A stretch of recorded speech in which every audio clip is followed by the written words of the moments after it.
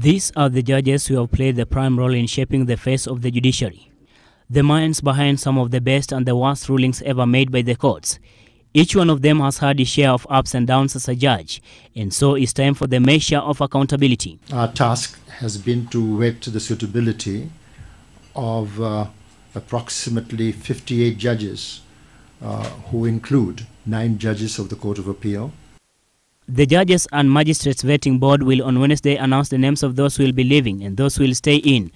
The 9 are the judges who are in the Court of Appeal before the promulgation of the Constitution on August 27, 2010. They are Justice Philip Tunoi, now Supreme Court Judge, Riaga Omolo, the head of the Court of Appeal President and also a member of the Judicial Service Commission, Samuel Bosire, Erastus Gidinji, Emmanuel Okubasu, Otieno Onyango, Al-Nashir Visram, Philip Waki and Joseph Nyamo. Justice Tunoi is the only Supreme Court judge who has so far been vetted because he was in the Court of Appeal before he was promoted last year.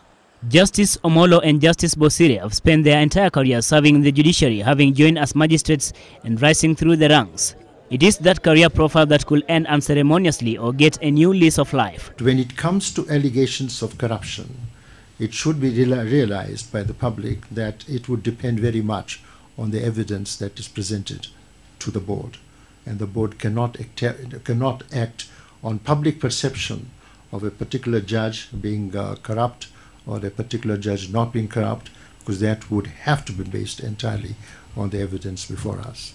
The vetting board chairman Sharad Rao said the 9 judges who are vetted between February 23rd and March 26th will not get a one-line decision on whether they are fit to continue serving. A judge or magistrate who has undergone the vetting process, I'm reading from the Act, if he is dissatisfied with the determination, may request for a review by the same panel within 7 days of being informed of the determination. For Justice Waki, this is the second time that he's waiting with a bated gasp for a determination of his fate as a judge.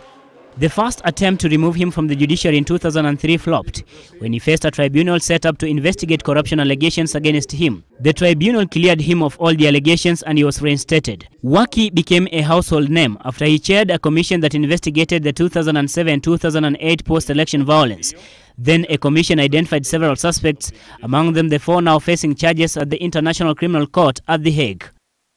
Most of the judges have been on vacation since early this month, and for some their last day in office may as well have come and gone when they closed their chambers for vacation.